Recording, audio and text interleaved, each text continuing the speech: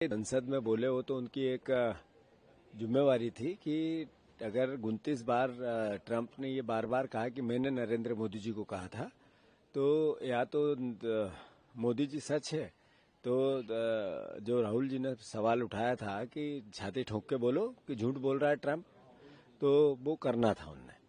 रही बात दूसरी कि अगर देश के प्रधानमंत्री से देश सवाल कर रहा है कि आखिर क्या परिस्थिति थी कि 25 साल से आपने कहा कि कश्मीर जो पाकिस्तान के पास है वो हमारा है, जो बार बार वो चिल्ला चिल्ला के बोल रहे थे, जब अवसर आया इस बात का कि जब उस कश्मीर को भारत में मिलाना था तो आप फिर रुके क्यों?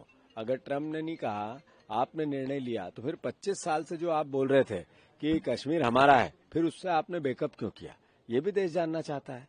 और फिर दूसरी बात, जो राहुल गांधी ने मूल प्रश्न उठाया कि ये पूरी जो एक्सरसाइज हुई क्यों थी, इससे भारत को लाभ क्या हुआ, और क्या अगली बार इसी तरह के किसी प्रकार के टेररिस्ट अटैक हो गए तो क्या पाकिस्तान पे हम हमला करेंगे क्या? बेसिक कंसेप्ट ये है कि अगर आतंकवादियों के हमले पर किसी देश से युद्ध लड़ा जा सकता है, तो क्या इससे पहले या इससे बाद हुआ था? तब इस बात का सवाल क्या स्ट्रेटेजिकल भारत सरकार की क्या नीति है?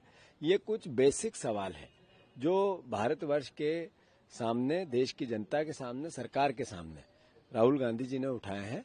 मैं मानता हूं इस पर मोदी जी की अस्पष्टता थी, और यही कारण है कि दिन पे दिन इनका चेहरा देश देखता जा रहा है। इन जो बात करते हैं वो कुछ है, काम करते हैं वो कुछ। प्रधानमंत्री ने अपने बयान में भी स्पष्ट किया है कि ऑपरेशन सिंदूर जो है वो अभी खत्म नहीं हुआ है।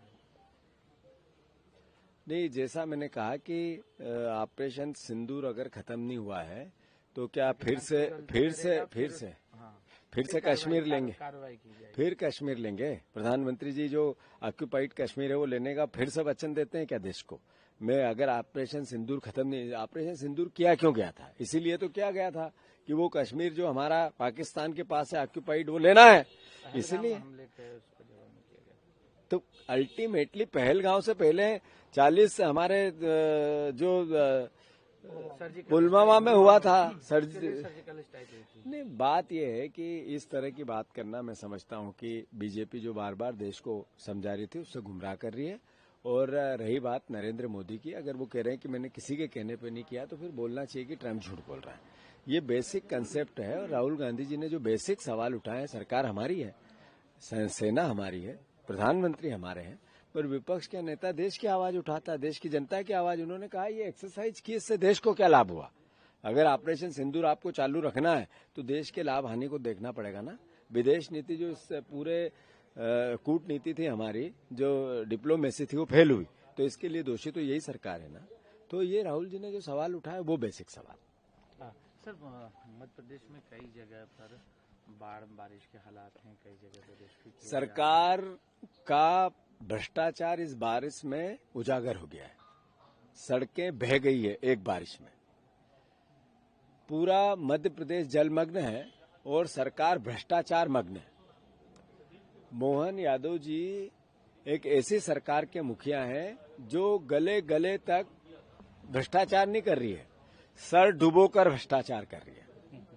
कर्ज लेना और घी पीना, ये सैकड़ों साल पहले चाणक्य ने बताया था कि इस तरह की नीति, हमारी मोहन सरकार ने उसको माइनस कर दिया है। कर्ज लेना और उस घी से नहाना इस सरकार का दूसरा पर्याय बन गया है। मैं मानता हूं मोहन यादव हर स्केल पे फेल हो गए। जब हमारे विधायकों ने बीन बजाई तो ये कहा कि ये सोए हुए लोग हैं, ये बीन से भी नहीं उठते हैं। अगर भैंस के सामने बीन बजाना एक कहावत थी, सरकार के सामने बीन बजाना पड़ रही है। ये नई स्थिति क्या है? भयावह है। भारतीय जनता पार्टी के विधायक में असंतोष हो गया कि सदन क्यों नहीं चल रहा है, हमारे सवालों का क्या होगा। जितना हमारा दायित्व है, विपक्ष का दायित्व है, वो हम निभा रहे हैं, पर बीजेपी के अंदर असंतोष गहराता जा रहा है। इंदौर में एक कैलाश विजयवर्गीय जी एकता भोज कर रहे हैं, यानी वो बता रहे हैं फूट है बीजेपी में। जो मध्य प्रदेश में मुख्यमंत्री मंत्रियों से बदला ले रहे हैं और मंत्री मुख्यमंत्री को कुछ नहीं समझ रहे हैं, इस तरह की सरकार इससे पहले कभी नहीं देखी।